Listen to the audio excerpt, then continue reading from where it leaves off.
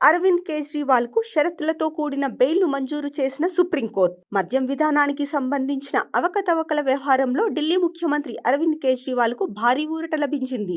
ఈ కుంభకోణానికి సంబంధించిన సిబిఐ కేసులో సుప్రీంకోర్టు ఆయనకు బెయిల్ మంజూరు చేసింది. దీంతో దాదాపు 6 నెలల తర్వాత ఆయన తీహార్ జైలు నుంచి బయటకు రానున్నారు. మద్యం విధానానికి సంబంధించిన సిబిఐ కేసులో తన అరెస్ట్ను సవాల్ చేయడంతో పాటు బెయిల్ కోసం అభ్యర్థిస్తూ కేజ్రీవాల్ 2 వేర్వేరు పిటిషన్లు దాఖలు చేశారు. వీటిపై ఇటీవల విచారణ జరిపిన అత్యున్నత న్యాయస్థానం తీర్పును రిజర్వ్ చేసింది.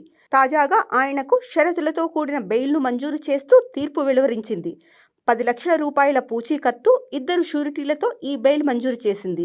కేసు గురించి బహిరంగ వ్యాఖ్యలు చేయొద్దని కూడా ఆదేశించింది. ముఖ్యమంత్రి కార్యాలయానికి వెళ్లొద్దని, అధికారిక ఫైళ్లపై సంతకాలు చేయొద్దని స్పష్టం చేసింది. ఈ సందర్భంగా కేజ్రీవాల్ అరెస్టుపై ధర్మాసనం కీలక వ్యాఖ్యలు చేసింది. సుదీర్ఘంగా నిర్బంధించడం అంటే వ్యక్తి హక్కులను హరించినట్లే. ఈ కేసులో అరెస్టు సరైందే అయినప్పటికీ చేసిన సమయం మాత్రం సరిగా లేదు. ఈడీ కేసులో బెయిల్ వచ్చిన వెంటనే సిబిఐ అరెస్టు చేయడం సమంజసం కాదు అని కోర్టు వ్యాఖ్యానించింది.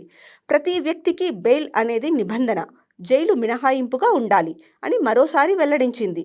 మద్యం విధానానికి సంబంధించిన మనీ లాండరింగ్ కేసులో ఈ ఏడాది మార్చి 21న ఈడీ అధికారులు కేజ్రీవాల్ను అరెస్టు చేసిన సంగతి మనందరికీ విదితమే. అనంతరం లోక్సభ ఎన్నికల ప్రచారం నిమిత్తం సుప్రీంకోర్టు మధ్యంతర బెయిల్ మంజూరు చేయగా జైలు నుంచి విడుదలయ్యారు. ఆ గడువు ముగియడంతో జూన్ 2న తిరిగి లొంగిపోయారు. కాగా ఈ కేసులో జూన్ 20న రౌస్ అవెన్యూ కోర్టు ఢిల్లీ సీఎంకు సాధారణ బెయిల్ మంజూరు చేసింది.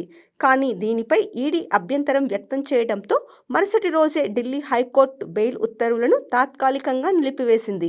అనంతరం జూన్ 25న బెయిల్పై స్టే విధిస్తూ ఉన్నత న్యాయస్థానం ఆదేశాలిచ్చింది.